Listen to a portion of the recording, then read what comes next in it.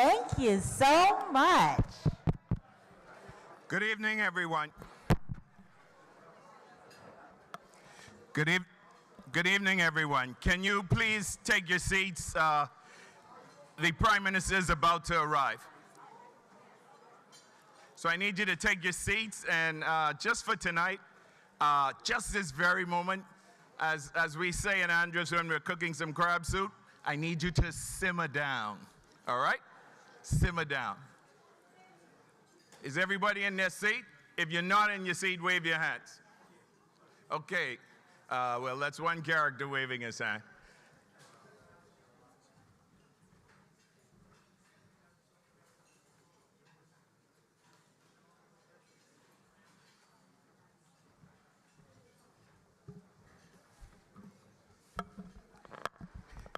Good evening again, ladies, gentlemen, friends, colleagues, Bahamians, and everybody else. Please do me and our country the honor of standing so we can give a warm welcome to the Honourable Prime Minister, Philip Brave Davis, KC.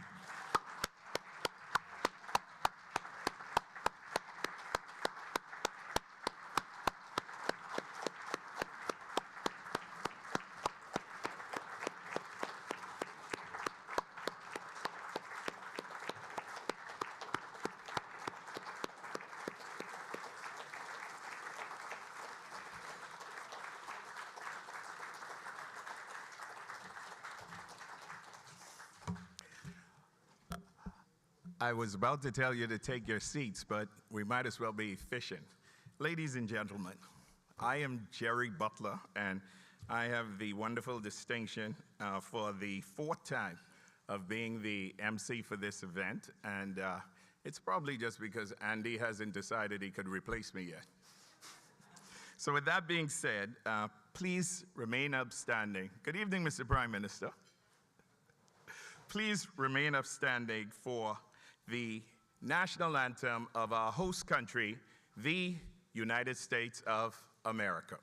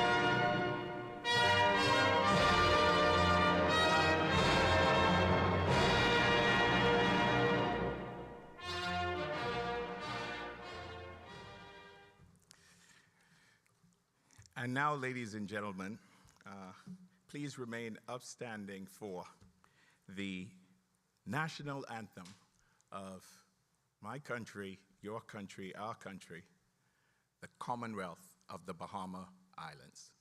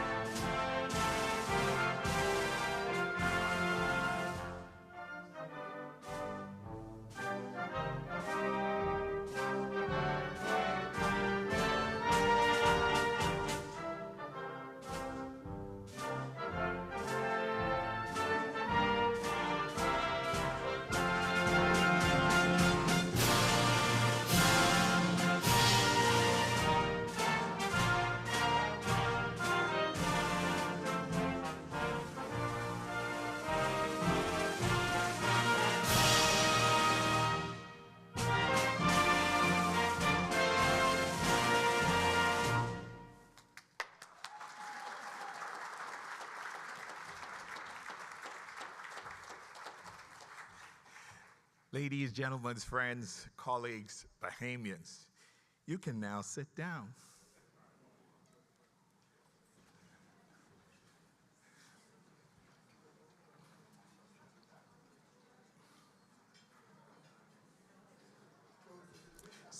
So, as in all traditions, uniquely Bahamians, before we begin to eat or before we do anything else, we must ask for the blessings of our Holy Father up above. So, ladies and gentlemen, please simmer down. Remember, we're boiling some crab soup. I need it to simmer. Shh, simmer down.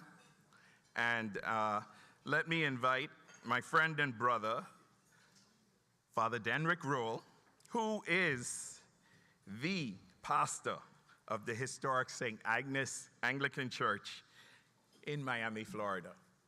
Father Rolle.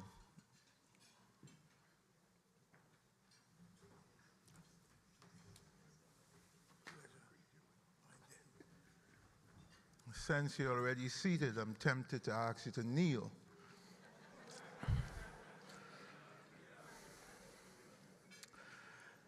Let us pray. Almighty God, we ask that you bless our country, bless our countries, bless our leaders, the past, the present, and the future. Go before us, O Lord, in this and all our doings with thy most gracious favor, and further us with thy continual help, that with all our works begun, continued, and ended in you, we may glorify your holy name, and finally, by your mercy, obtain everlasting life. Now the eyes of all wait upon you, O Lord, and you give them their meat in due season. You open your hands and fill all things living with plenteousness. Bless, O Lord, this gift of food to our use, and bless us to thy service. Through Christ our Lord. Amen.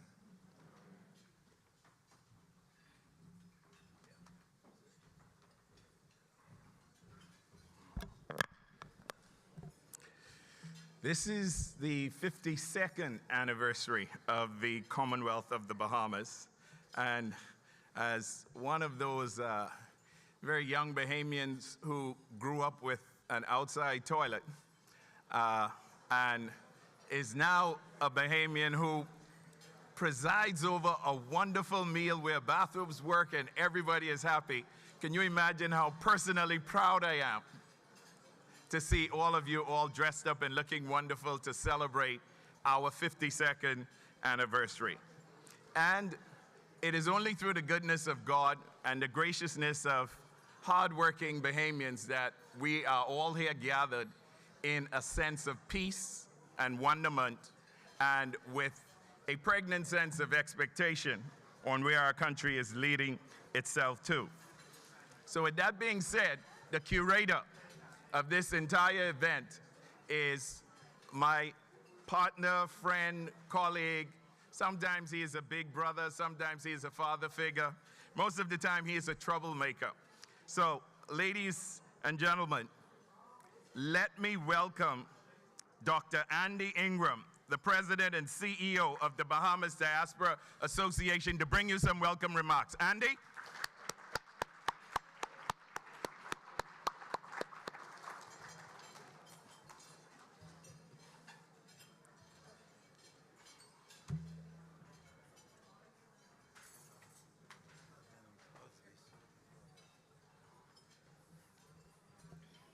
Don't move. Good evening. Let me first of all, wait a minute, good evening. Let me first of all welcome all of you to the Bahamas Diaspora 4th annual event. For those of you like myself and my good friend Sidney McPhee, Dr. Sidney McPhee, who now live abroad, we're very much Bahamian as those that are still at home. Our commitment to the Bahamas is everlasting and will continue for quite a long time. Let me thank all of you for coming and spending this evening with us. Most important, our sponsors, Where's Philip Simon? Philip Simon, good friend at Royal Caribbean, Tropical Shipping. Thank you, Tim, for your support. All of you recognize that the Commonwealth of the Bahamas is a country that is on the move. It's on the move because we have great leadership. It's on the move because that leader has a vision. And I'm delighted that tonight you want to spend this time with us. You're going to have an enjoyable evening. We have a great program. For those of you that think you left home, later on, Tim, I want to see you on the dance floor dancing. I'm not going to let you. Congresswoman McCormick, we're going to have a nice Bahamian band for you to shake a leg with. But it is going to be a wonderful time as we celebrate the 52nd anniversary of the Commonwealth of the Bahamas. Thank you for coming, Jerry. Thank you for the opportunity.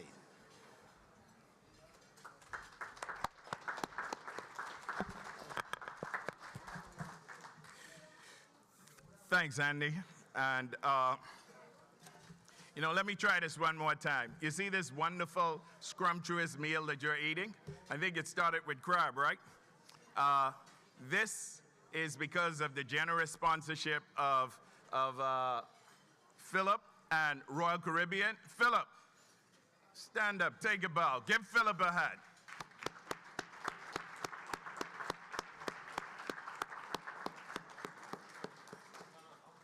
No, Philip, you're not speaking until I say you can speak.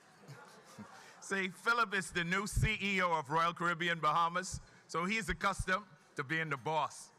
But this time, he's just going to lay quietly for now. Russell, thank you, and Royal Caribbean. And then, of course, a local company who we can't ship anything to the Bahamas without relying on them. Please give a hand to the guys from Tropical Shipping.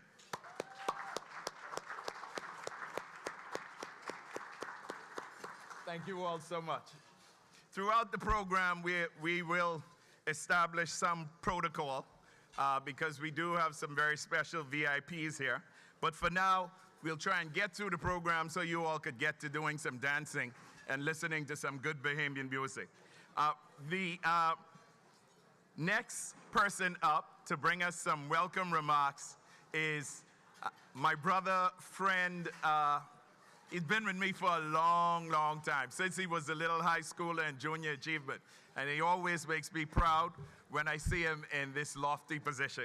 So, ladies and gentlemen, please welcome my son, my mentee, my brother, the Bahamian who makes us proud, Mr. Philip Simon, the president of Royal Caribbean Bahamas.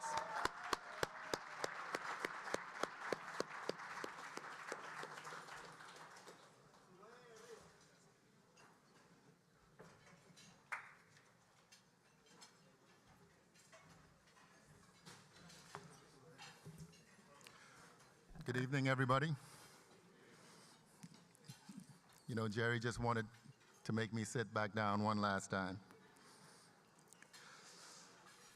As I look across the room tonight, I fully understand why we say it is better in the Bahamas.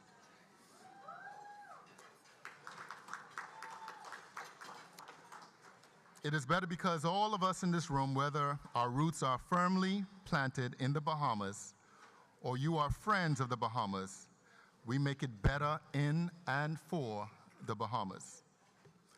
I'm going to stand on the established protocol and simply say it is a pleasure to have the Honourable Prime Minister Philip Davis with us today. And I also want to acknowledge my Royal Caribbean Group colleagues. If you can give them a round of applause.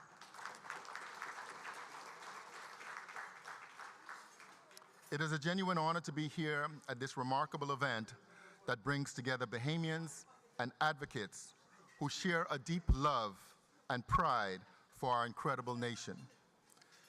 With that in mind, I want to say a hearty congratulations to Andy, Ingraham, and the entire Bahamas Diaspora Association. Yes, please, a round of applause. For your continued promotion of the Bahamas over the years. Royal Caribbean, as you know, has been sailing the Bahamas for just over 50 years, building upon a relationship that goes far beyond business. This partnership, with the Bahamas, is rooted in respect, shared history, and a commitment to supporting people and culture that makes the Bahamas truly unique. Over the decades, Royal Caribbean has grown alongside our islands and has been part of shaping the tourism product of the Bahamas. Our private island, Perfect Day at Coco Key, stands as a testament to our commitment of investing in ways that create lasting positive impact, offering a world-class experience that celebrates the beauty and spirit of the Bahamas. And now, we are incredibly excited for our next chapter, the Royal Beach Club, Paradise Island, set to open this December. That deserves a round of applause. I am personally excited about this project because it represents another step in Royal Caribbean's journey with the Bahamas. It offers something truly unique, a unicorn partnership between the company, the Bahamas government, and the Bahamian people. And I pause here to acknowledge the effort and leadership of the Prime Minister and the government as a whole in the role played thus far in making this project a reality. Let's please give the Prime Minister a round of applause. As the Royal Beach Club Paradise Island comes online, it will open doors to new career opportunities across all levels, provide investment and business opportunities for Bahamians, and create a ripple effect far beyond the beach club itself. It will add to our tourism product and reinforce once again why it is better in the Bahamas. Tonight, Royal Caribbean extends a heartfelt congratulations to the 6 awardees being honored. Each of you has played a vital role in advancing the Bahamas through leadership, innovation, and service. Your dedication inspires us and strengthens the fabric of our nation. We are proud to sponsor and partner in events like this because they celebrate excellence, talents, and the resilience of Bahamians everywhere, both at home and abroad. Together, with shared vision and unwavering commitment, we can create a future full of promise where Bahamians thrive, communities prosper, and our culture shines brighter than ever on the world stage. Thank you for your dedication, your partnership, and your belief in the future of the Bahamas. Let us continue to join hands and move forward, upward, and onward together. Have a really wonderful evening.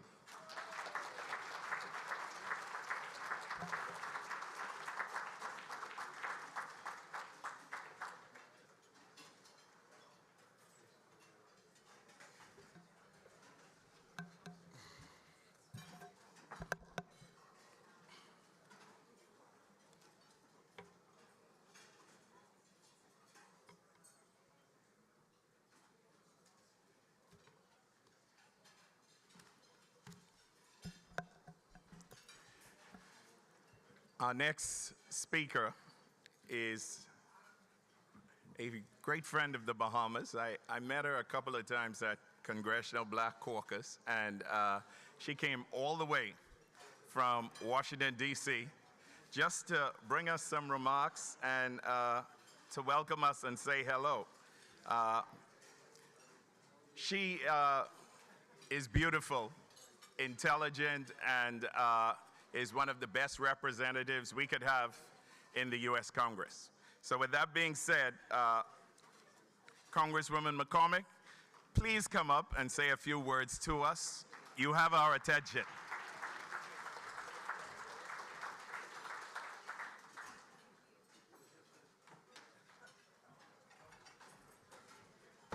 Good evening, everyone. I'm Congresswoman Sheila Cherfilus-McCormick, and I am so happy to greet you today. I've worked hand in glove extensively with your ambassador, and I'm so happy to meet your Prime Minister. And I met one of your ministers last week, and we had an extensive conversation, and one of the things we talked about was bimini bread. and he was telling me how good bimini bread is. The next day I went out and I had bimini bread. And I said, you know what?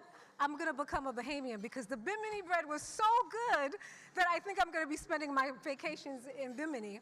But I'm so happy to be here because as I sit on the Foreign Affairs Committee, I'm also the Global Energy Caucus leader in Congress. I'm so excited to be working with Bahamas and also this diaspora group, especially when it comes to the vision that the Prime Minister has put forth. We're so excited to partner to make sure that the Bahama and the diaspora can thrive economically and take every economic advantage that is present. So thank you so much for welcoming me here, and we look forward to partnering with you, but even more, I look forward to being in Bahamas more. So now you guys are gonna have to adopt me. My parents are from Haiti, but after I had the bimini bread, I said, I am yours, you are mine now, forever. So thank you so much for having me.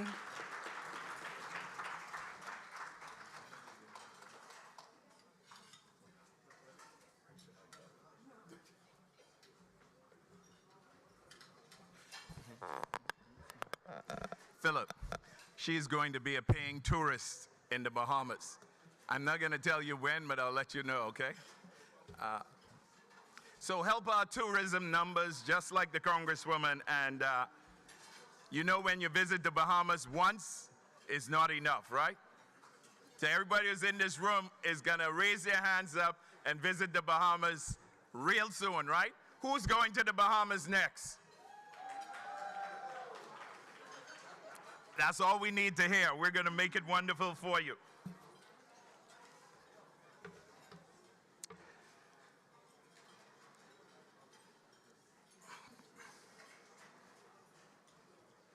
So our next speaker, as you continue to enjoy your meal, is the Minister of Health, the Minister of Sports, and Minister of Tourism for that very high-priced exotic destination that I love to visit.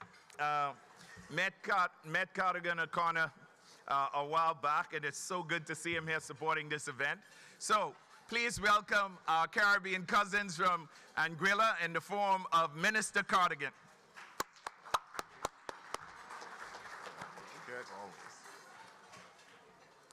Good evening, everyone. How many people are here from Anguilla? Please stand. Jamil, get up, get up. Yes, at least you brought 2 Anguillians to this. I bring greetings from the government of Anguilla, the Premier of Anguilla, the first leader of government business in Anguilla, the Honourable Cora Richardson Hodge. So all the ladies in the house, this is for you. Over the last couple of days, Mr. President, what I will say is that I thought I was in the Bahamas, simply because as politicians, we allowed 1 vote. But I can promise you that you've got a team of Bohemians here in Miami that makes you real proud, and the Commonwealth of the Bahamas. I've been real impressed with all who have attended this seminar over the last few days. So again, I want to say thank you so much, because, as I said, Jamil and I from Anguilla, Jamil, who's the Director of Tourism, there is something about what bonds us as a people. I was a former cricketer, and cricket bonded the Caribbean.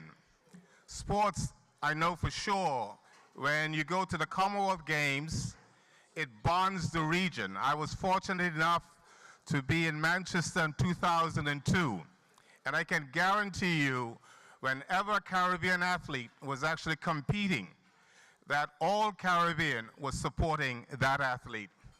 In tourism, it's the same. If there's a positive about the Caribbean, we all benefit from it. If there's a negative, we all feel it. This time of the year, we know that there's storms that comes our way, and as much as we want the storms to miss us, we know if it goes to the left, it will hit some of our family members. If it goes to the right. So again, that bonds us as a people. When one hurts, someone else is there to shoulder that blame or responsibility or to rebuild. So on behalf of the people of Anguilla, I am here tonight to say to the Bahamas, 52 years, congratulations.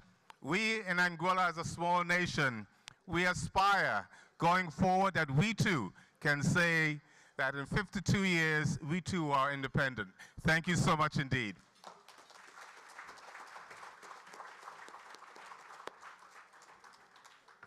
Thank you so much, Minister Cardigan. And I expect you'll be in the Bahamas to join us for a game at the cricket club, right? You ever played up there? Okay, so you got a cup. Beautiful, historic, overlooks the harbor and has Fort Charlotte in the background. Our cricket club. So we've had greetings from the Caribbean, and next up, we're going to have greetings from the motherland, Mother Africa. So please help me welcome the Honourable Emmanuel Agyekum, and he is the Minister of State for the Republic of Ghana. Minister.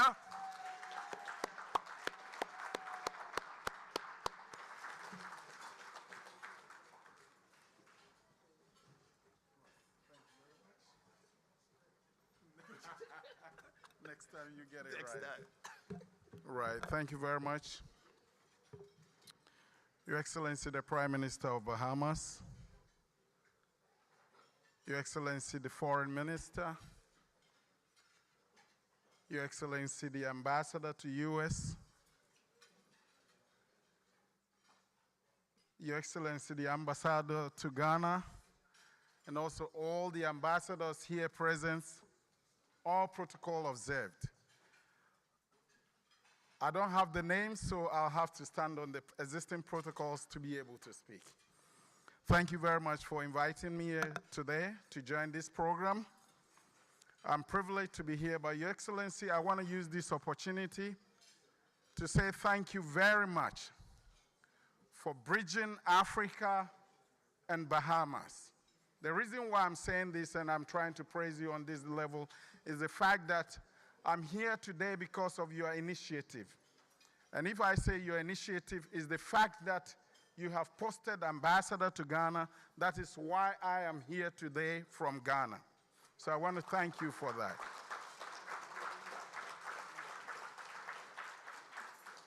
I think it's high time we bridge the bridge between Africa and Bahamas.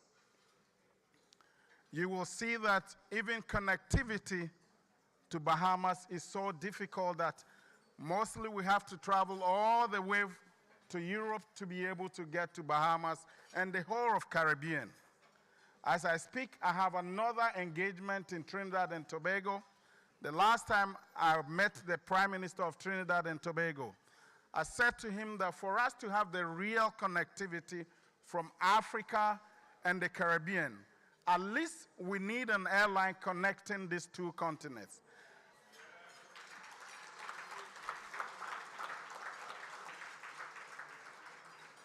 The reason why I'm saying this is that there are a lot of people in Africa who wants to come to the Caribbean on the level of tourism and business. There are a lot of people in the Caribbean who wants to go to Africa on tourism and also do business in Africa. But unfortunately, because of lack of connectivity, they have to travel. I have to travel 10 hours to get to the US. Sometimes I have to travel to Europe, and it's difficult to get a visa sometimes to go to Europe and connect into this part of the world. So I want to thank you for what you're doing, but I want you to do more. The reason why I want you to do more is that I want you to talk to your colleagues in the whole of Caribbean. Let's try to get, even if it's a charter flight from Caribbean twice a week to Africa, it will be a big gateway for this connectivity. Also, I'm trying to appeal to everybody here that please come to Africa in terms of business. Come and do business in Africa because there are a lot going on in Africa that most people here do not know and most people here do not understand. There are opportunities in Africa that you can explore in terms of mining, in terms of business, in terms of anything that you want to do. I'm coming from a land called the Land of Gold. I don't know if you know the Gold Coast. Ghana is the Gold Coast. Somebody is mentioning that. So come back home, come to Africa, come and work with us, come and have all these businesses in Africa with us.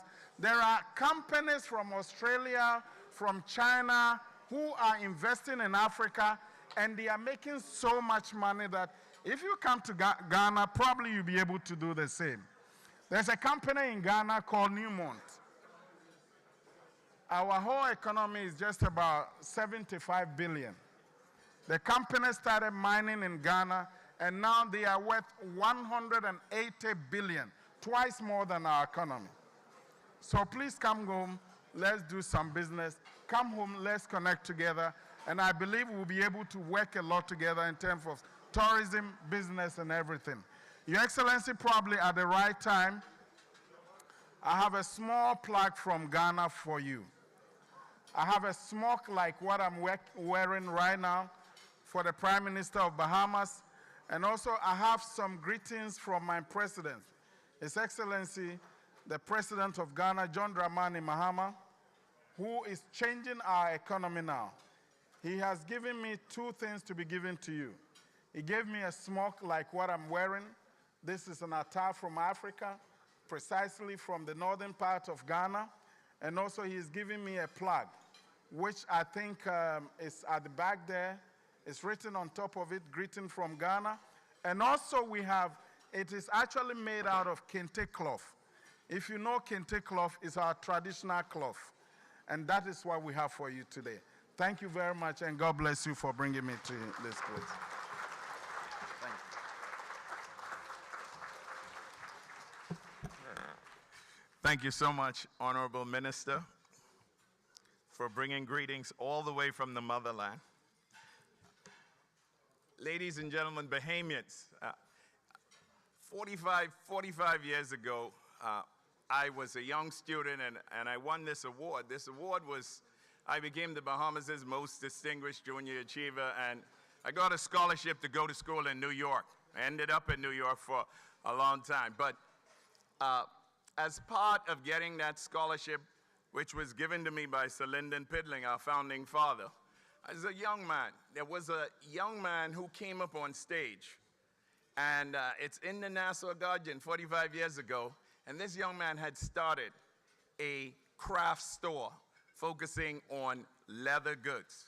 For the rest of my life, because I eventually met him again in New York, and we used to do business and have a lot of fun together in New York. For the rest of my life, I have been eternally indebted to that young man, because on that bag that Sir Lyndon Pidling presented me with, he placed the coat of arms of the Bahamas. And that was the new coat of arms of the Bahamas that he designed in leather and pasted on my bag. And he whispered into my ears with Sir Lyndon Pidling on this side. He said, "Go up to New York and make the Bahamas proud, young man." So I say that just to say to you that I want to recognize my friend, my mentor, an incredible businessman and an incredible advocate for South-South cooperation, for Ghana and for Africa, and for raising our thought process on what it means to come from the motherland. He's been good to me. So I want to recognize him, even though he's not on my program here. So I want you to recognize our ambassador to Ghana, Mr. Andrew Wilson. Andrew, stand up.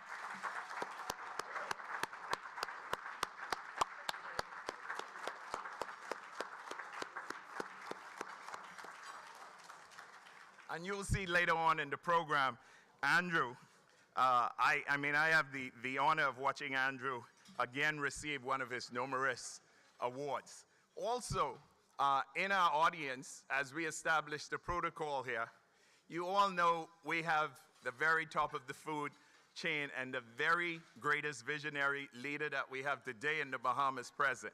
So I want you to again welcome our Prime Minister, the Right Honourable Philip Brave Davis.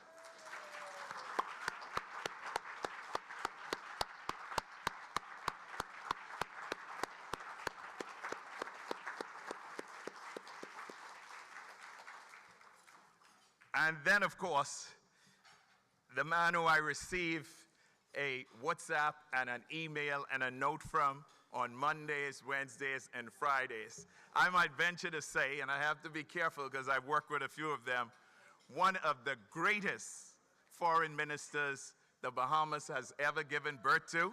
Please help me welcome the Honourable Frederick Mitchell.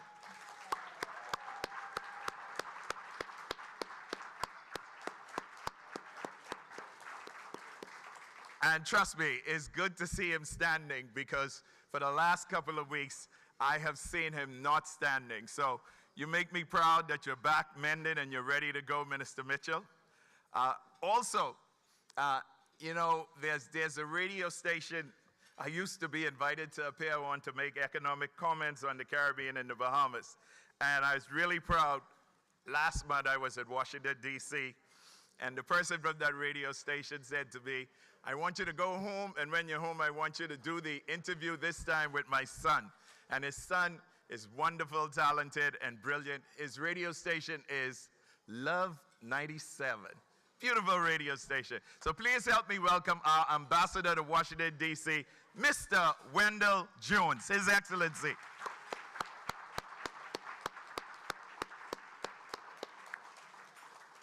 And as we move through the program, we will recognize some of our other very special guests. Now, the next person up to bring us greetings from the local diaspora in Miami-Dade County and all that stuff is our acting consul to Florida and the greater Florida area. So, ladies and gentlemen, please welcome Tyson McKenzie, our acting consul here in Miami. Tyson?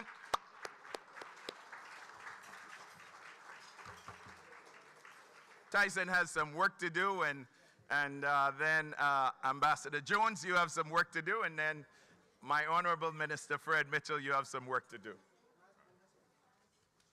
Thanks, Tyson.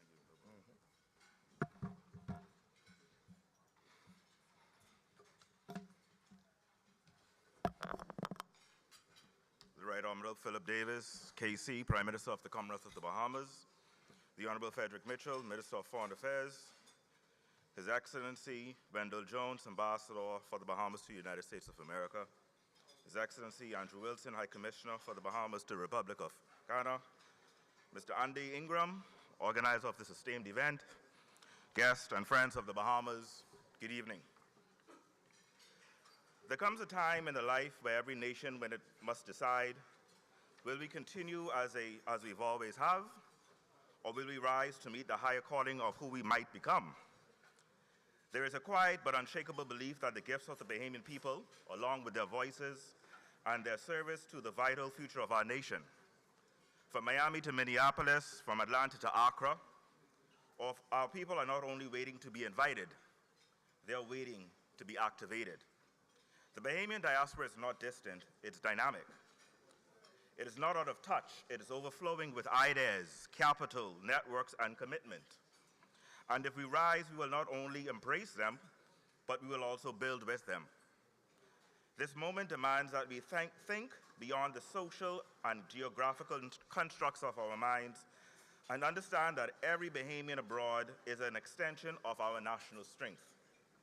That every act of investment, every act of representation, every act of service is done in our name and must be met with gratitude, with structure, and with energy. To truly empower our diaspora, we must move beyond symbolic connection to systemic incorporation. We must build institutions that welcome expertise, reward their loyalty, and draw their energy back into the soul of our nation. This is what modern nation building looks like. It is not only cement, but steel. It is a people with purpose. We must now lead with courage, the kind of courage that Sir Lyndon Pinland when lifted our voices on the world stage, the kind of spiritual conviction that Dr. King walked with, knowing that justice and dignity for all was not only but a dream, but a destiny. And if we are to rise truly, we must rise together. For when the diaspora is empowered, the nation is strengthened. And when the people is unified, there's no limit of how high we can climb. And now it is my esteemed honor to welcome to the podium a man whose voice has echoed across generations Bahamian life, from the radio to Parliament and to the world stage, a cultural champion and our ambassador, a patriot to the United States of America, His Excellency Wendal Jones.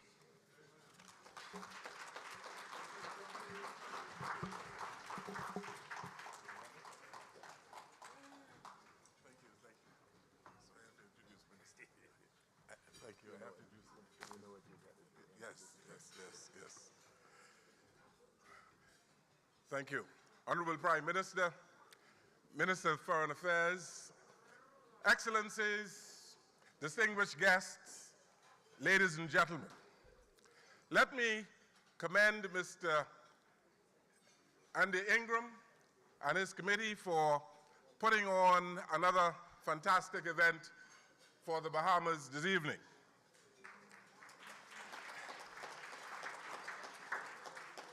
I went through a circuitous route to get here, but I'm happy to be here this evening, not only to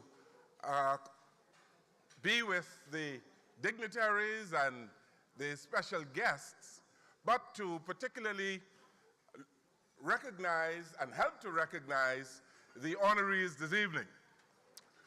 One of them, I would like to point out, went to Sunday school with me. The president of Tennessee Middle State,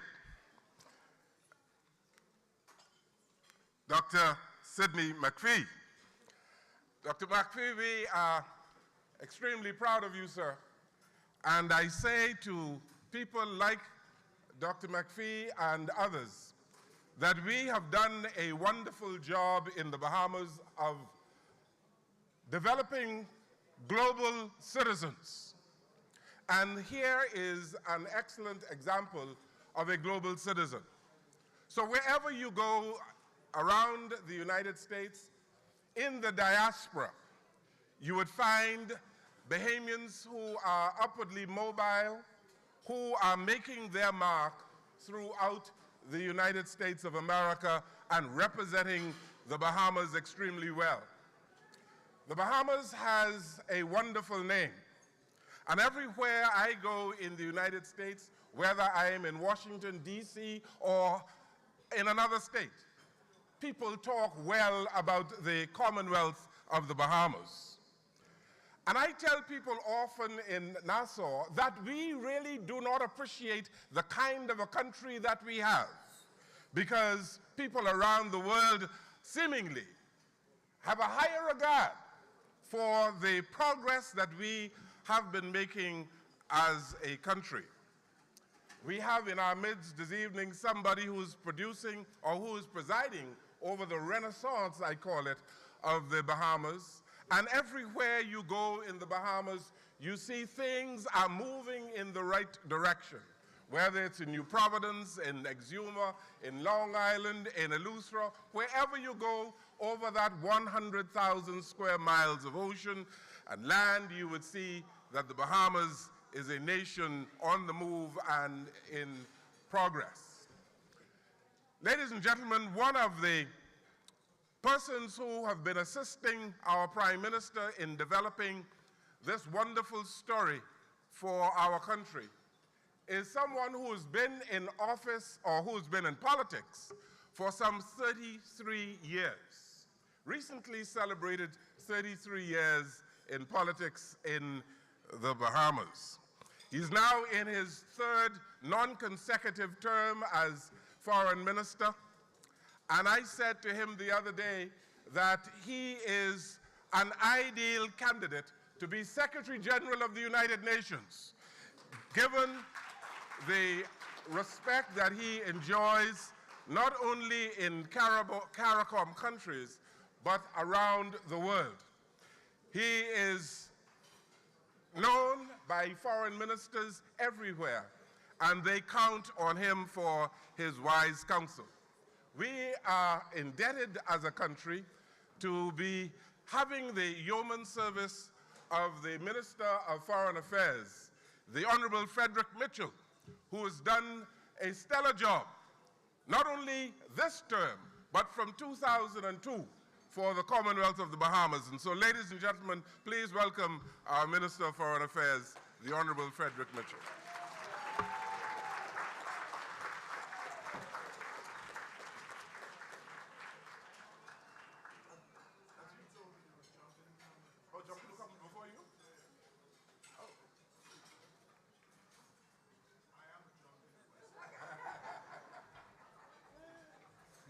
What year is that?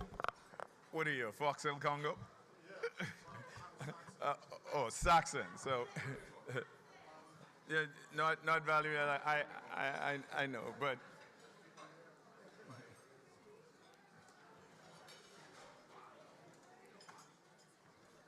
but you know, there's no greater historian than you. Yeah, there was a big jump to do before you. Yeah, I thought they said they would do that. Just go ahead. I don't have to. You know, Andy Ingram, where are you? He took the Prime Minister. Where's the Junkanoo, Andrew? Andy Ingram? That's a poor representation. Collect. No, we ain't talking no Valley been here now. Oh my God. Are we having Junkanoo, Andy? Where is it? They're ready for it. Yeah. Who are we?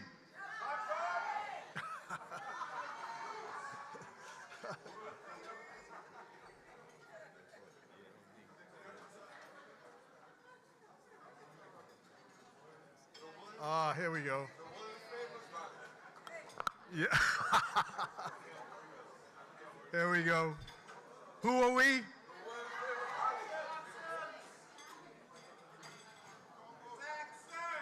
Oh, yeah, there we go. I heard someone say the right word.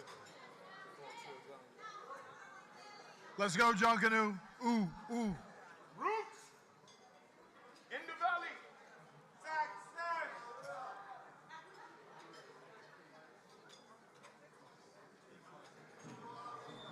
There we go. All right.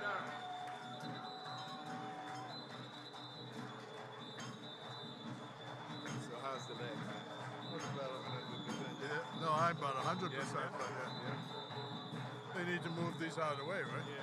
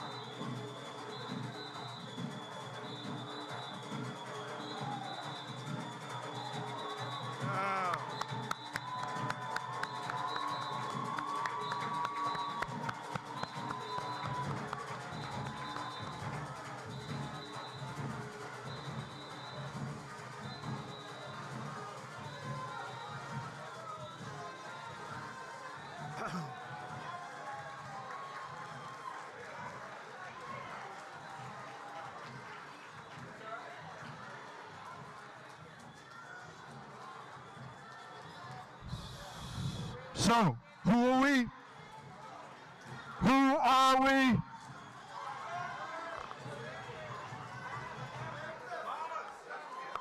Bahamians. Bahamians.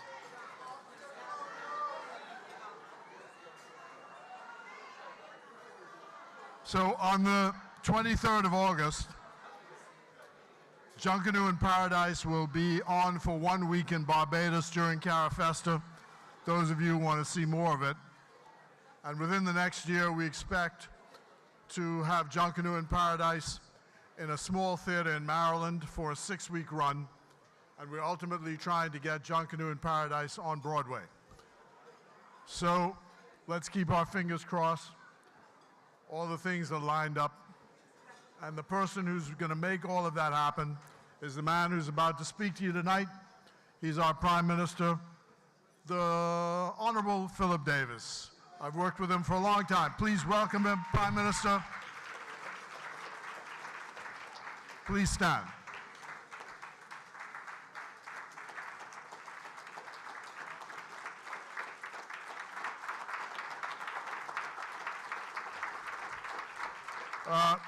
Prime Minister, forgive me, but I have to leave to go to Cat Island to join a rake and scrape band. Prime Minister. Thank you very much. I wish I could join you on that rake and scrape. Please be seated. What a way to be welcome up here with Junkanoo. I was remarking to the minister from Ghana, and I heard his clarion call for the connectivity between Africa and the diaspora. And for many of us, if you don't know, all of us who are in the diaspora from Africa are considered the 5th district. And we are welcome to go back home whenever you wish. The culture of Junkanoo has been now recognized as a cultural heritage in UNESCO for the Bahamas. And its origin was traced to the Ahunta region in Ghana. I was just telling the minister that. And there's a seminal book that traces that history. It's called Black Rents.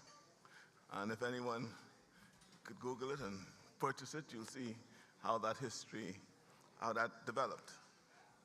I must declare that was my son who did that research and wrote the book, so he would not. So that would be a surprise. You know, on the way here, somewhere between the hum of the engine and the quiet of my thoughts, I found myself reflecting on what it truly means to come from a humble beginning. Thought about a barefoot boy from Cat Island, a boy raised by a family of love and little means, a boy who was told to dream, but also told to work hard to realize that dream, told that anything worth having come through sweat, sacrifice, and faith.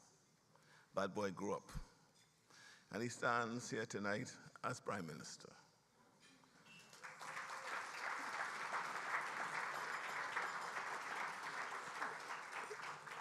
So when people ask me how a small island nation like ours dares to speak on a global stage, dares to chart its own course, dares to dream big, I remind them we come from a people who have always punched above our weight.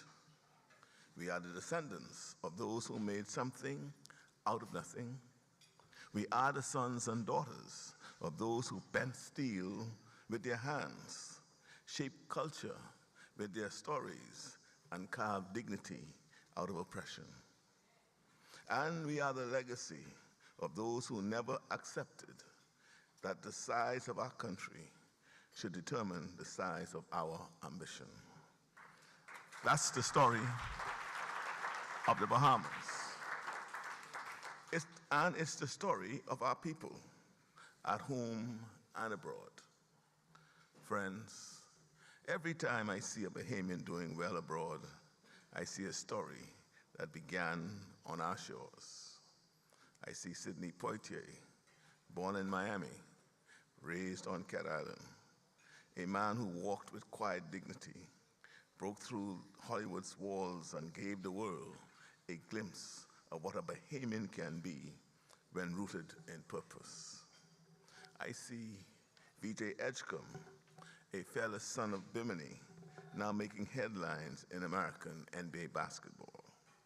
But when he speaks, you still hear the island in him. You hear home.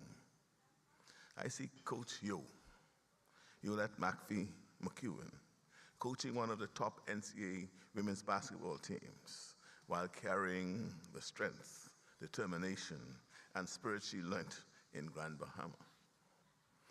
I see Courtney Spears dancing on stages across the globe, but every movement still shaped by the rhythm of John Canoe and the spirit of our islands. And then there's Buddy Hield and Jonquil Jones, walking into packed arenas wearing shoes marked with the Bahamian flag, with the outline of our island stitched into their soles. That's not just fashion, that's identity.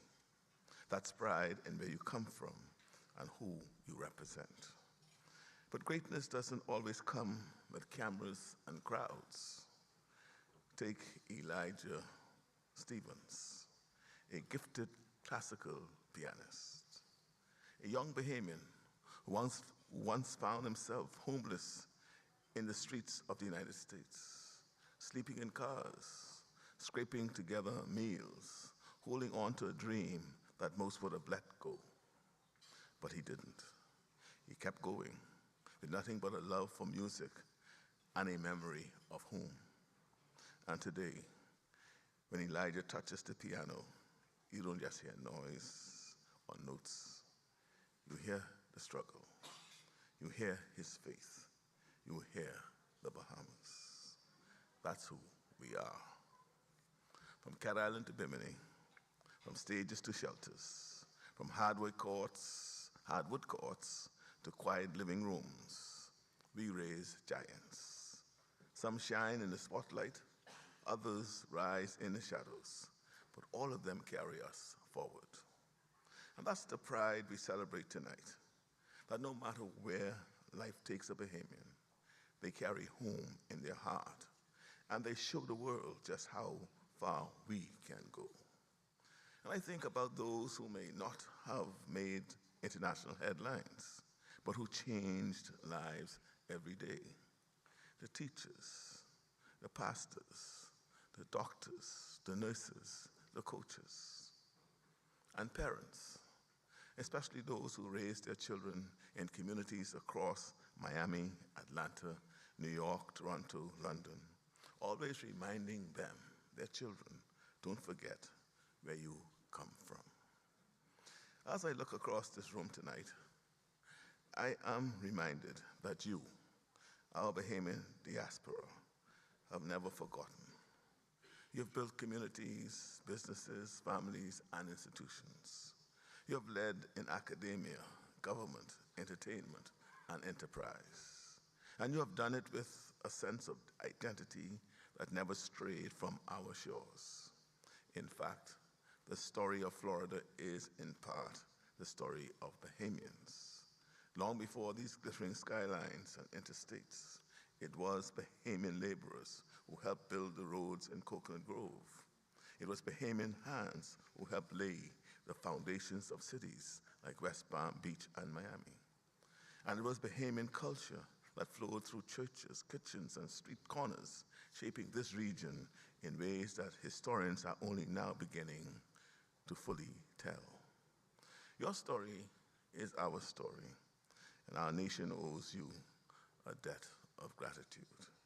So tonight, as we celebrate 52 years of independence, we also celebrate something just as powerful, Bahamian excellence. Whether at home or abroad, we have proven that we are a people of consequence.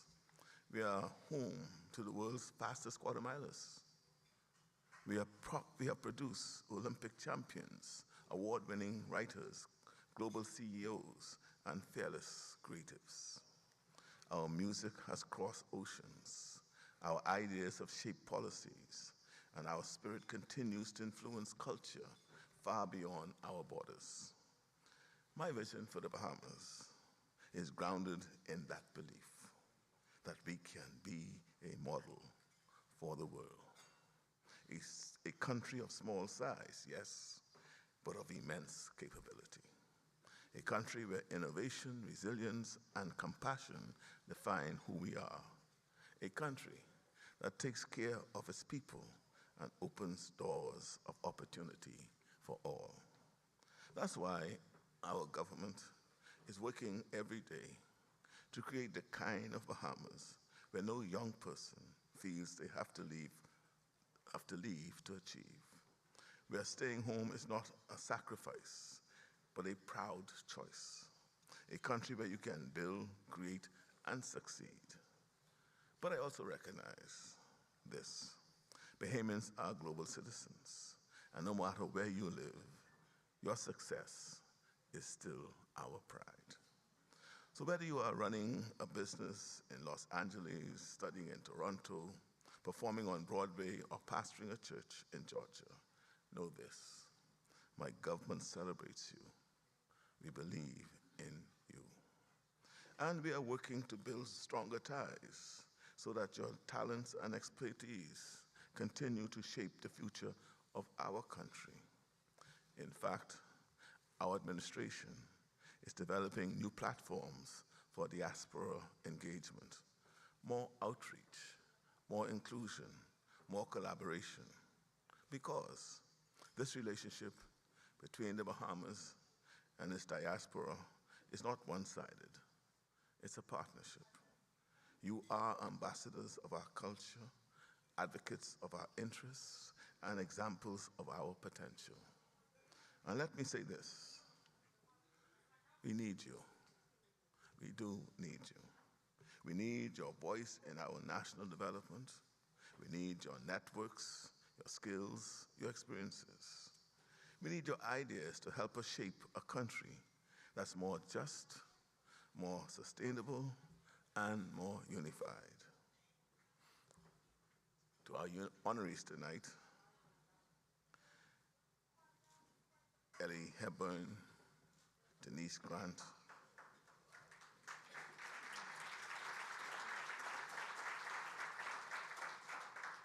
Dr. Sidney McPhee, Ambassador Andrew Wilson,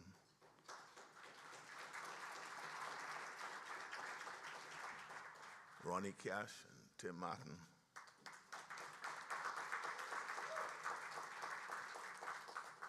your journeys are sources of inspiration. Your achievements remind us what is possible when determination meets opportunity. Thank you for representing us so well. Thank you for lifting the Bahamian flag wherever your paths have taken you. And thank you for reminding us that greatness is in our DNA. This year, as we mark the 52nd years of nationhood, we do so with humility and gratitude, but also with urgency. We live in a world full of change. Economies are shifting, technologies are evolving, climate threats are growing, and global politics are becoming more uncertain by the day. But I believe, with all my heart, that the Bahamas can rise to meet this moment, that we can grow stronger, fairer, and more secure if we do it together. If we continue to honor those who came before us, if we continue to uplift those among us, and if we continue to invest in those coming after us. The journey ahead will take courage, creativity, and compassion. But we are not strangers to hard work. We are not strangers to sacrifice, and we are not strangers to triumph. My friends, we are the people of Sidney Poitier, of Sonique, William Starling, of Lyndon Pindling. We are the people of the spongers, the straw vendors, the fishermen, the farmers, the freedom fighters. We are the people of Cat Island, Andros, Inago, Abaco, Grand Bahama, and yes, Miami. And we are still writing our story. Let that story continue to be one of excellence, of unity, and of pride. Tonight I say to you, thank you. Thank you for carrying our story in your hearts. Thank you for lifting up our name in every room you enter. And thank you for continuing to believe in the promise of the Bahamas. As your Prime Minister, I pledge to honor your work, deepen our connection, and always keep the doors of home wide open. God bless you, and may God continue to bless the Commonwealth of the Bahamas as he blesses all of you who call it home. Thank you. Stay on to the stage for an award from Charlie, and then for the rest of the awards, you'll be called back on stage, okay? This time. Yeah. Charlie Scott, Honorable Prime Minister, thank you so much for those encouraging, wonderful, and visionary remarks. We are just so thankful to you for taking time to come and be with us, and we are very grateful for your visionary leadership over so many years. Thank you for being our Prime Minister at this time. Ladies and gentlemen,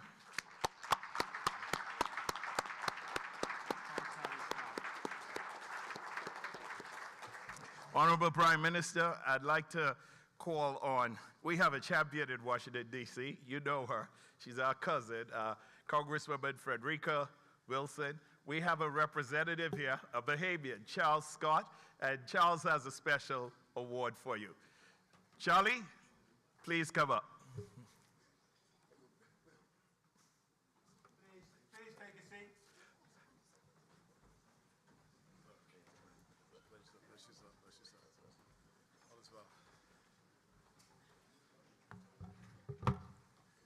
Good evening. Ladies and gentlemen, it's truly an honor for me to be here in your presence. I shan't take too long because, quite frankly, I am here in the stead of a great lady called Congresswoman Frederick Wilson.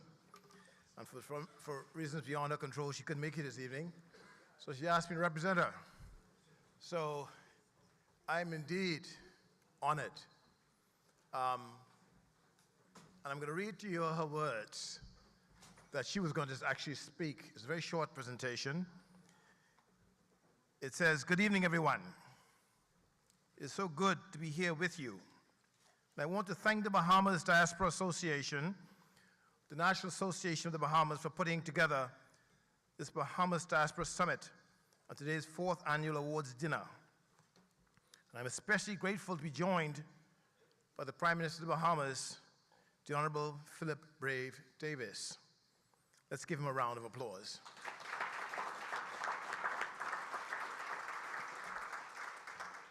We have worked shoulder to shoulder on so many different initiatives, including launching the 5,000 Role Models of Excellence project in the Bahamas to ensure we are uplifting the children of color in the Bahamas. And his presence here at tonight's event is a testament to the Bahamian diaspora right here in South Florida, which is alive and well. As a Bahamian American and the first to represent our community in Congress, I am proud to be living in a community that has been deeply influenced by the Bahamian culture. From earliest Bahamian settlers who shaped Miami's neighborhoods, to today's vibrant Bahamian communities, our heritage enriches our Bahamian tapestry, from the early pioneers who settled in Coconut Grove and Lemon City to the vibrant neighborhoods of Overtown and Liberty City. The Bahamian influence is woven into the very fabric of our community. Looking back through history, we find the Bahamians played a pivotal role in the establishment of the city of Miami during the 19th century. Their ability to read and write led them to become signatories to the city's article of incorporation, making it 1/3 of the original signatories. Today, therefore, there are more Bahamian Americans in Miami-Dade County than any other subgroup of African American people. It brings me great pride to think of how the vision for our South Florida community was crafted by Bahamian ancestors who look like me. However, much of our Bahamian-rooted history remains unknown, and the early stories of the city's settlement are in danger of being erased. But that is why I'm working hard to ensure we establish Little Bahamas right in Coconut Grove, and have allocated millions of dollars in funding to do just that. We have a little Haiti, a little Havana, and soon we'll have a little Bahamas. Together we rise. Together we rise.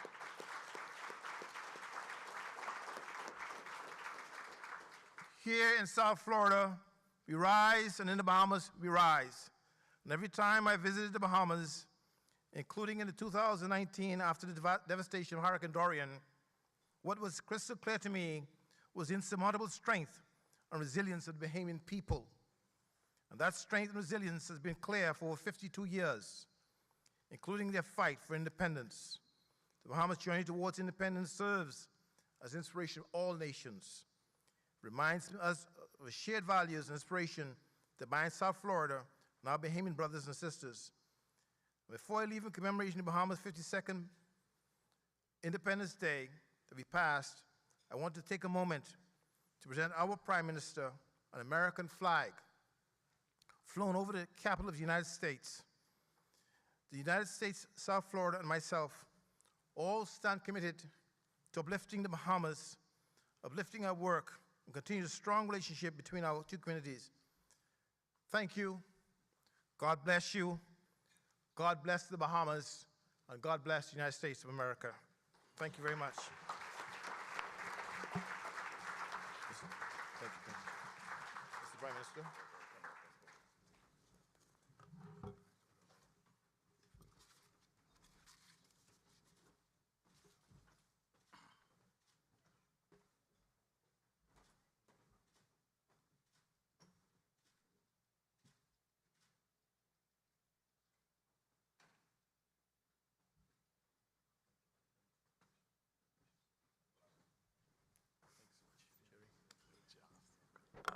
But Andy, I want to say thank you so very much, a special thank you.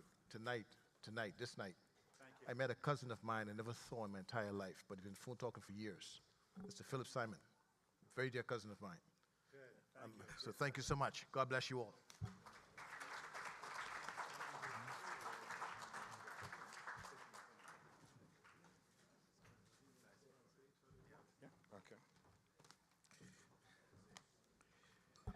So now that we are done with those formalities, we're moving on to the primary reason we're here, which is a reason of recognition. So those of you will recall that the Prime Minister spoke already about our 2025 honorees, how special they are to us, what they mean to us, and we're going to make sure we give them their flowers now. Because you know, if we don't give them their flowers now, we won't get to give it to them later, right? So we will start with recognizing honorees, and on the stage we're going to have... Minister, you came all the way from Ghana, we cannot deny you. Okay, so, oh, that's right, he has a presentation. Minister Emmanuel, please come up. Prime Minister, you're going to fit in this? Yes.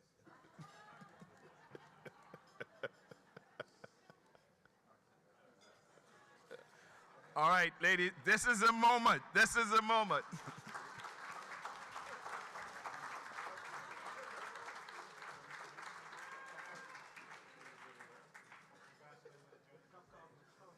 Andrew, you're going to dress it? No, you guys gotta have it all.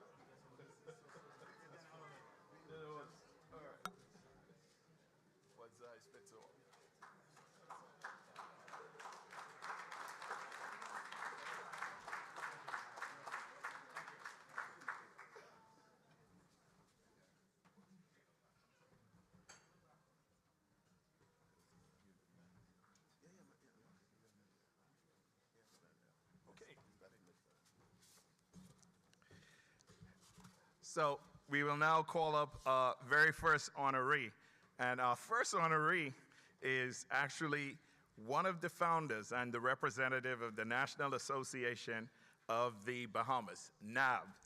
So, ladies, gentlemen, Bahamians, friends, please welcome Miss Rosie Gomez.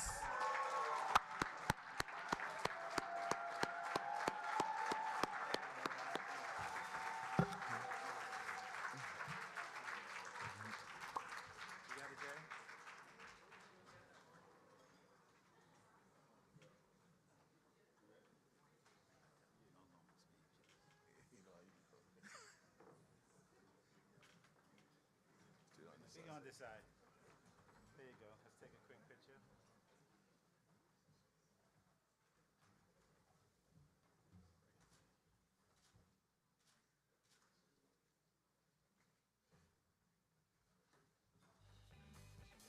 Yeah, 1 minute.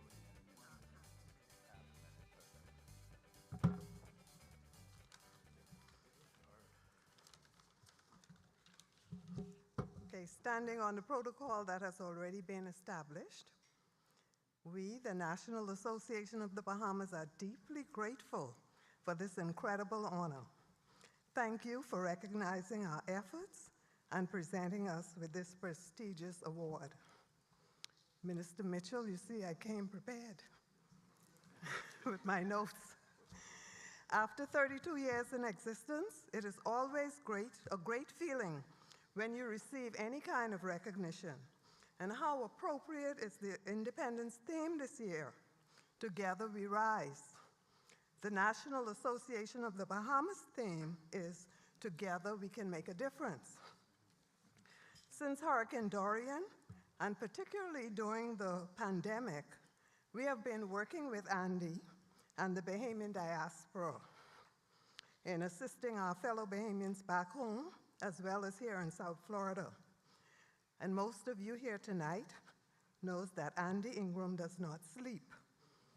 If he has an idea, he will call you no matter what the time, and he's likely to have 3 or 4 other people on the phone.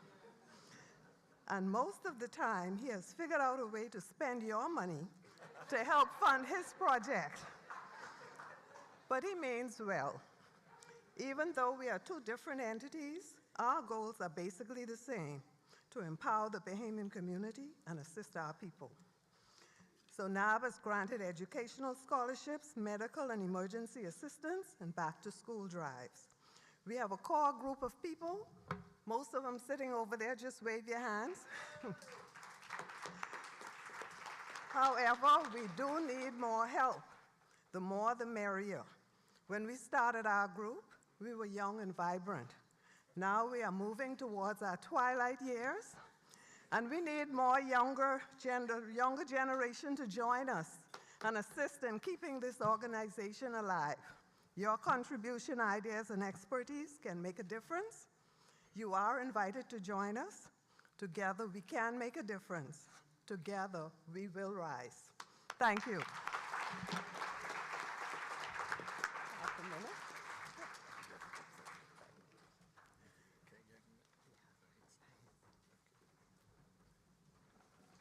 Rosie, thank you so much.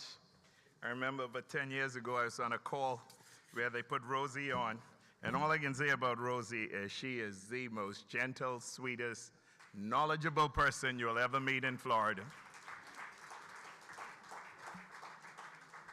So thank you again, Rosie. Our next honoree is the mayor of the city of Lauderhill, Florida, Mayor Denise Grant.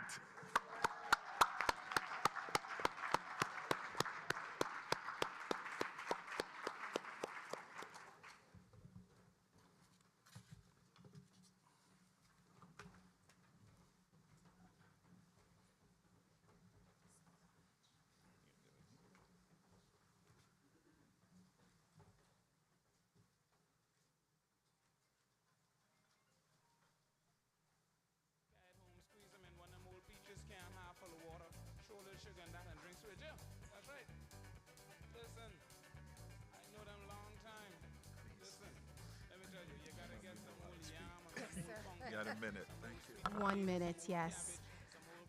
Well, protocol has already been established, but of course, special acknowledgement to the Honorable Philip Davis and all of the national and international dignitaries that are in the House and everyone that is here. Thank you so kindly for the opportunity to stand before you and to accept this award.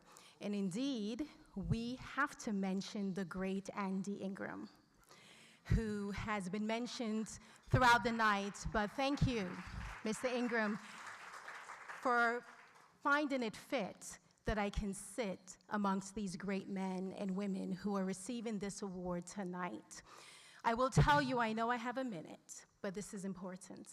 I will tell you that my connection with the Bahamas began at the age of 12 when I was introduced to the great Dr. Miles Monroe. And in studying Dr. Miles' book and understanding potential, that has changed the trajectory of my life and the course of my professional stance. I stand here tonight because in 2014, Dr. Miles advised me that it was important for me to run again, as I had inclined to run for politics and did very well but did not win. And after a month of him returning from Africa, he gave me a call that Thursday and he said, listen, remember Abraham Lincoln and how many times he ran. Thank you for stepping out on purpose and ensure that you do this again. I will tell you that I am here tonight because Dr. Miles Monroe taught me and told me the importance of purpose and fulfilling that purpose. And thank you. He advised two very important things, and then I will sit down. He said, abuse, when purpose is not known, abuse is inevitable. And in addition to that, he said that the greatest place and the wealthiest place in the world was the graveyard because so many people die full of potential, not releasing it, not understanding who they are, not understanding that they were originals but died carbon copies. And so tonight, I encourage you to maximize your potential and to fulfill the assignment that God has given to you. I'm standing here tonight not because of greatness within me, but simply because I identified who I was and who I belong to and my why. Why am I here on this earth? And so I thank you all for the opportunity to stand before you today to say that I am full of purpose and I am here on this journey to die empty. Thank you.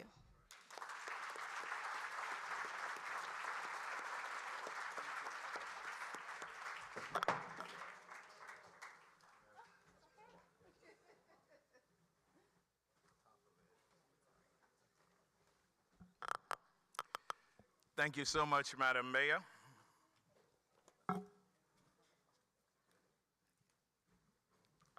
And you would have noted that during her presentation, there was a fire truck and an emergency ambulance piece of equipment that was shown up on stage.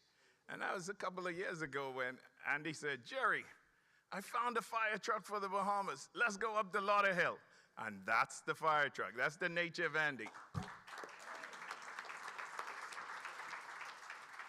He sees a need and he acts on it. And again, Madam Mayor, thank you so much. Our next honoree I already told you about. He means so much to me as a young man, 14 years old, receiving an award. And he made a special leather case for me. And he said, Jerry, always make me proud. So it's good to see you again, Andrew. Ladies and gentlemen, please welcome His Excellency, Andrew Wilson.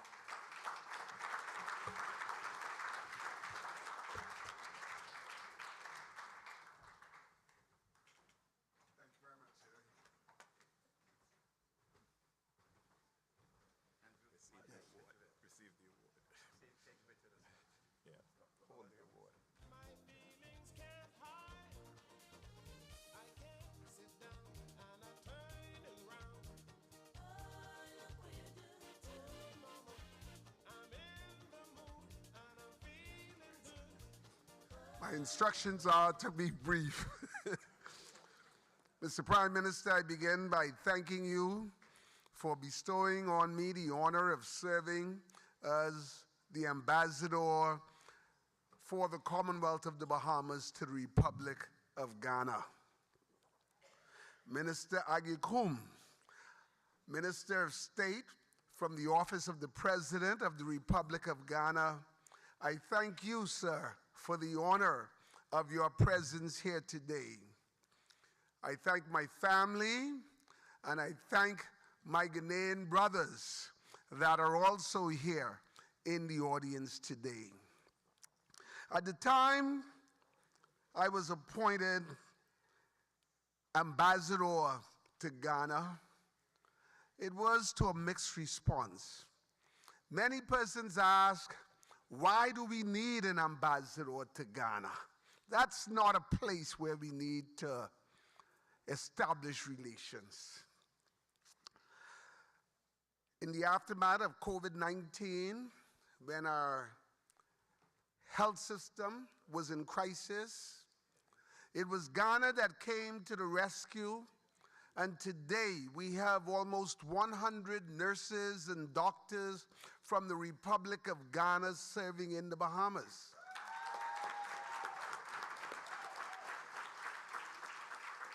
Today, with the challenges being faced by our educational system, we have teachers from Ghana en route to the Bahamas. And so, thank you again, Prime Minister. It is my honor, it is really indeed the greatest honor of my life to serve. To the Bahamians in the diaspora and Bahamians at home, I've said it 1,000 times, I will say it again. The greatest opportunities on the planet today exist on the continent of Africa. The greatest opportunities on the continent today exist on the continent of Africa. On the continent of Africa, the opportunities are greater than those that created the Fords, the Rockefellers, and other titans of industry. And Ingraham, thank you very much. You introduced me to a young man on one of those telephone calls the other day that's in the audience today, Mr. Hartley Thompson. Mr. Hartley Thompson is here today because Bahamians are on the brink of doing great things in Africa. Again, thank you all, and thanks to my family who's also here for putting up with me all of these years and my non-stop talk of Africa. Thank you. Thank you. Thank you very much.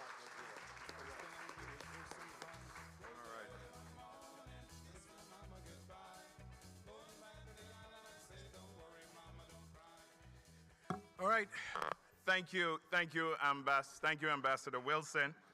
Our next honoree is the President of Elnet Maritime Limited.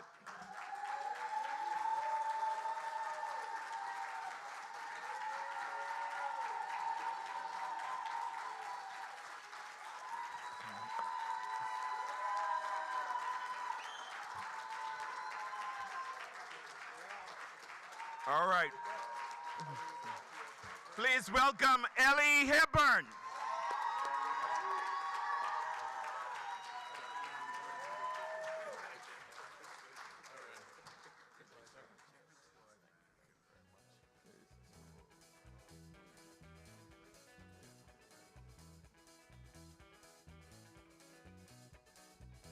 I'll be cooking outside in me iron pot, though young when I learned I haven't forgot how to catch them black crab as they walking.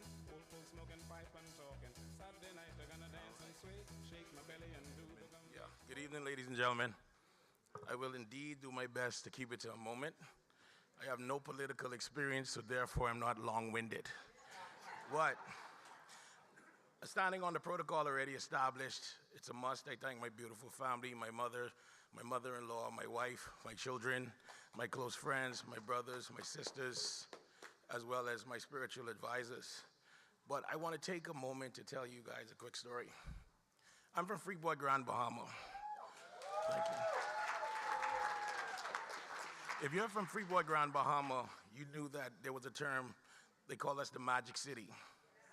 I was born at the end of 1979, December 18 to be specific. The 80s and 90s were beautiful. 2004, unfortunately, the great late Edward St. George passed on. And since that, for a period of about 17 years, we had struggle after struggle after struggle. If it was broke, it was either patched, it was cut, it was paced, but it was never really fixed. We watched investors leave, we watched hurricanes came. We watched more investors leave, we watched more hurricanes came. We watched slogans came, we watched slogans go, but there was still no change. 2021, this new day came. And the Prime Minister's always kept an open line to me, but I never really use it. And I never really, every time I see him though, I tell him how just proud I am of him as a Grand Bahamian. Because when this new day came, you almost immediately felt a change. 4 years later, and I'm hoping he could give us at least 10 more, but 4 years later, we have so much developments, so much projects, so much opportunities in Freeport, Grand Bahama. My son is 16 years old. He's getting ready to go off to Lynn University. And I just always said to him, I felt like he was robbed of what I grew up with, because there was so much opportunities for men like Troy and myself, and we were young to get into the maritime industry and to grow into the industry. And now I am almost ready to go back home 100%, because there's so much to do and there's more to come.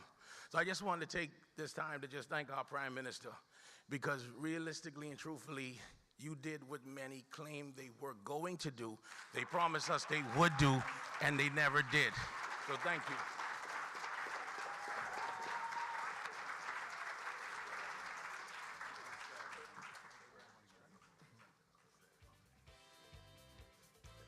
Thanks, Ellie. Which way you go? Go this. All right, go this way.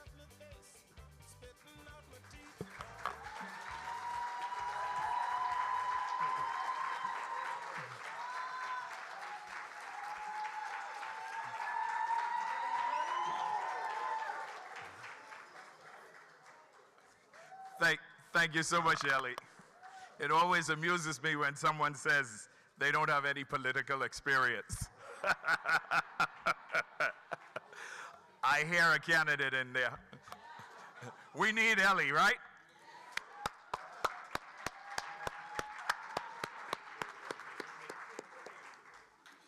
The next person we're honoring has been a very, very special friend over a lot longer than he even knows, right? But anyway, he was introduced to me as the Bahamian man who has his own jet. And one day I saw him coming off of his own jet, and I realized this is really the man. So ladies and gentlemen, help me welcome Dr. Sidney McPhee.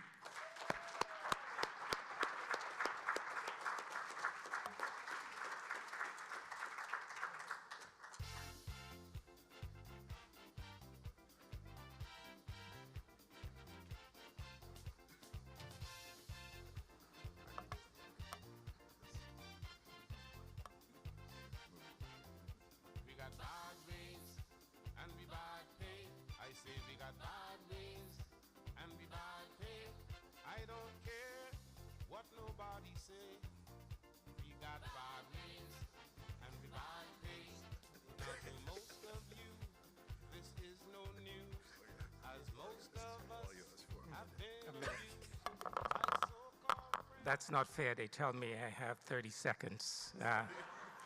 What they don't know is, I'm sure you all went to a university and you don't tell a professor how long to lecture.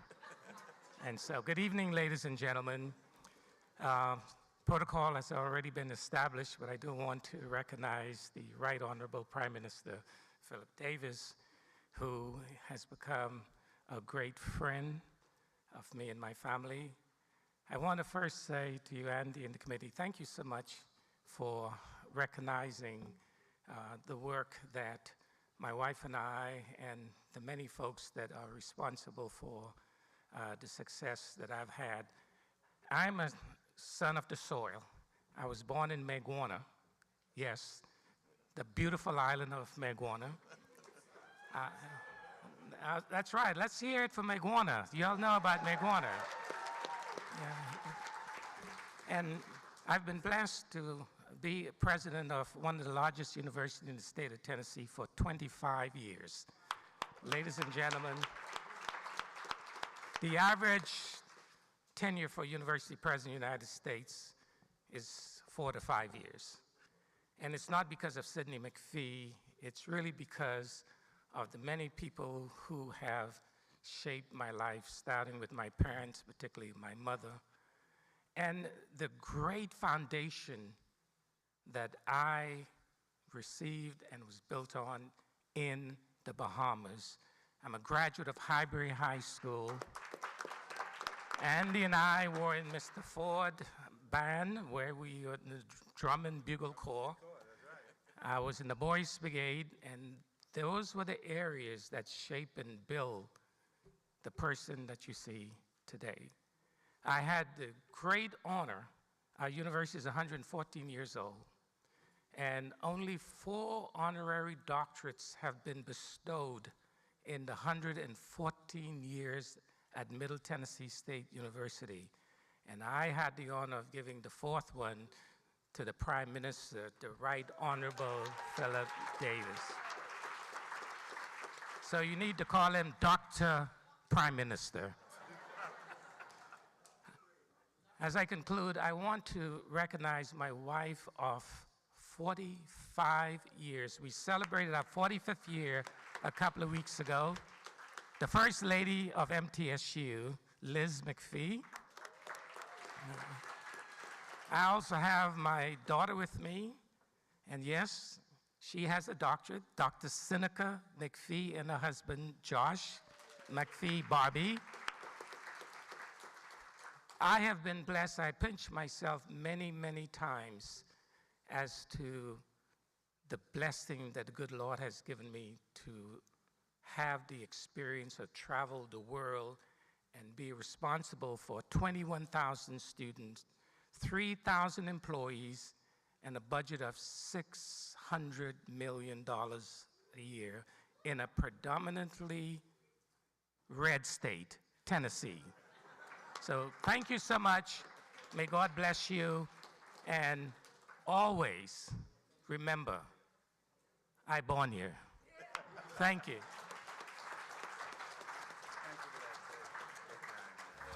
When I gave her number 2, I drove it home. When I gave her number 2, she said, darling, this can't be true. Put your lips close to Thank you, Dr. McPhee. Still waiting to ride in that jet.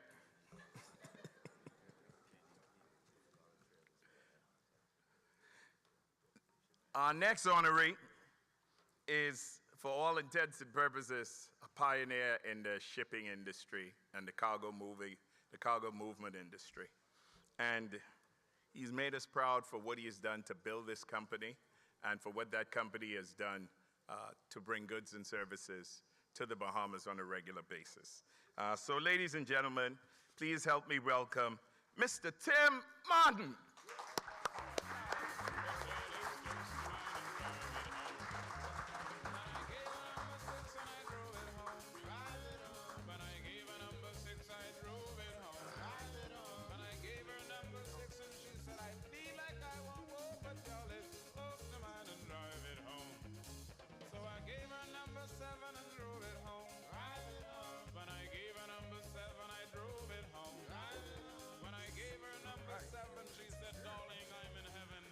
Ladies and gentlemen, I wonder how many of you realize what Prime Minister Davis has done. Wendal Jones, I see you. He was with me in Washington, D.C., with 20 other ambassadors from the Caribbean nations. And we were fighting a thing called U.S. Trade 301, which would have had billions of dollars of negative impact to the Caribbean nation and the Bahamas. With the support of this amazing Prime Minister, giving the guidance to Wendal, saved the Bahamas hundreds of millions of dollars. Think about that. Hundreds of millions of dollars that prices would have gone up, consumer prices gone up, and did amazing, amazing support to the Caribbean nations. You should be so proud of the Caribbean and what it stands for. It's the 4th largest trading partner to the United States on exports. People don't realize that. Only behind 3 small countries, China, Canada, and Mexico. That's how massive the Caribbean nations are. And the leader of that is the Bahamas. So we thank you, Prime Minister, for all you've done. Tropical Shipping started its business in the Bahamas in 1963. We thank you for the opportunity to allowing us to serve you. We became who we are today because of Bahamian customers and our people who lead our business. We are part of the Bahamas Diaspora. Lots of Bahamians are teammates at our company throughout the Caribbean, U.S., and the Bahamas. We are honored to support educational opportunity for students studying maritime education, especially proud of scholarships we have and continue to support through the ACMF. Our commitment to disaster management and hurricane responsiveness, like Matthew and Dorian, goes beyond delivering relief cargo to partnering with local emergency management agency leaderships, Captain Stephen Russell and Gail Monker of NEMA were strong supporters of making the economy come back as fast as possible. We are proudest when we joined alongside partners like Royal Caribbean Cruise Line, Atlantis, Baha Mar, and other well-deserving community youth programs and the positive results of young people. Our company lives, works, and plays in the Bahamas. Thank you for honoring our company today. We remain committed to Bahamas life, and may God's blessing be on the Bahamian people. Thank you.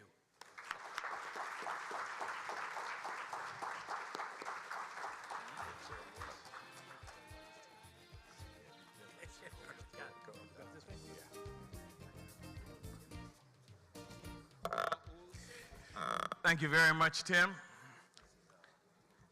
The next person we're going to be honoring is a very special cultural ambassador. Sometimes I call him Mr. Junkanoo. Ladies and gentlemen, Bahamians, please help us welcome Mr. Ronnie Cash. Just give a listen and hear what old saying say.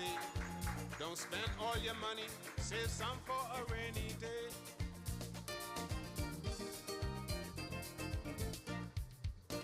Cause if you watch the pot, the food will never done. A rock at sea bottom never feel hot sun. Continue to listen, cause the old sayings are true. You know what the monkey see, the monkey will do. A bird in the hand is worth 2 in the bush. A car with no battery is useless to push.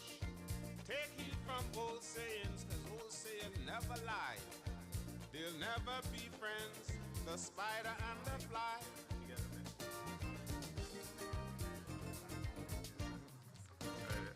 Don't go in business with friends and family. Good evening all. First of all, I would like to say thank you to the author and finisher of my life, the Most High. Okay, and I want to say thank you for my wife, Michelle, who put up with me for so long, allowing me to turn the house into a shack and then turn it back into a home. Mr. Prime Minister, the Bahamas Diaspora President, and the Ingraham, guests, I was doing this for 51 years. I was handpicked by the King of Jonkin, Percy Willa Francis. I lead the Saxons downtown each morning. I am in front of the banner. Here with me on my right is my daughter, Clarice, Master Sergeant Clarice Cash. Clarice has served in the United States Army for 20 years. She has just retired in February. She was deployed 3 times, 2 to Iraq, 1 to Afghanistan. Her first deployment was to search. Couldn't believe that.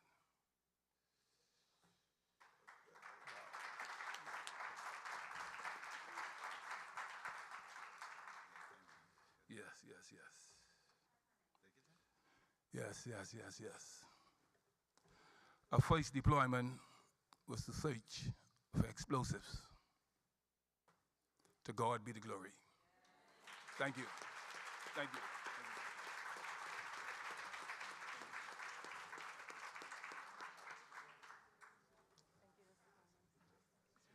Ronnie, thank you so much. Congratulations, and congratulations, Master Sergeant. Thank God for being here. Prime Minister, you done?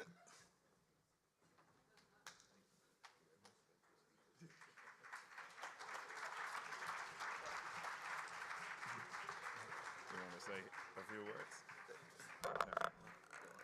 They're asking me just to close off this event. And I just want to lift up all of those who just got their acknowledgement and award for the services they have rendered, not just to the Bahamian diaspora, but ensuring that our excellence is known to the world. Now, I heard Dr. McPhee. That's an extraordinary story there. From Iguana to Tennessee, to be the longest serving president of a Division I school in the United States of America. And as he said, in a red state. When I went up there, I was looking around for some of us. Didn't see many. And so I was so happy to be in his company at all times. And to all of us here, I just want us to continue to remember who we are. You know, there are about 8 million people in the world. There are only about 400,000 of us. And what I say that makes us very unique. We are rare. And let's take our uniqueness and our rarity to ensure that everybody knows who we are as a people. We are the best. Thank you.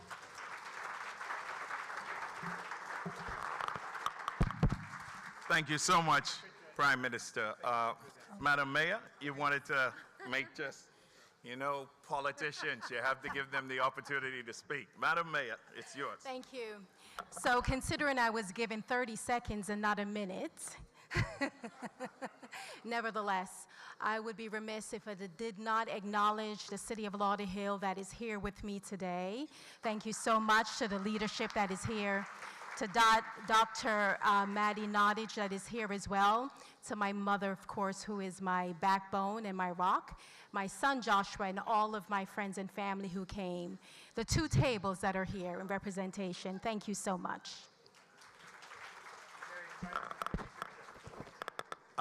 So we're going to invite all of the awardees to come up and take a picture, but I just want to do 3 great things, okay? First, I want to say thank you to the staff at the Hyatt Regency for giving us wonderful service.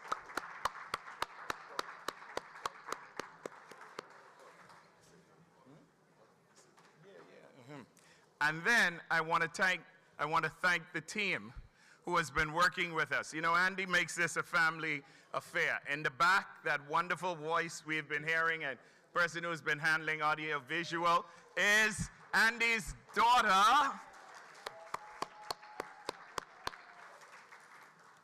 There she is. And where's Shamato and Hassan? Are they here? Andy's kids? Yeah, And I have Jerry. Where are you going? Come here. So I have a little privilege. So just yesterday, my son, who just passed all of his bar exams in London, he flew in from London to see his dad. There he is in the back.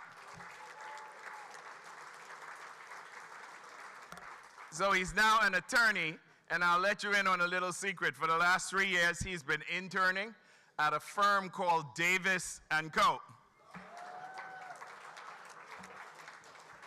So Jerry, thanks. And Danella, where are you? Danella, thank you. All right, so those are the people who allowed me to be here. With that being said, Dr. McPhee, the other awardees, please come to the front here. We want to take a group photo of all the awardees. And the last set of people in here that I want you to give a hand to is, ladies and gentlemen, you are gorgeous, beautiful. I've never seen so many fine-looking ladies and so many crisp, gentlemen, young men. So I want you all to give yourself a hand for a wonderful evening. And get ready to shake a leg. Band, you ready to rock? Let's rock.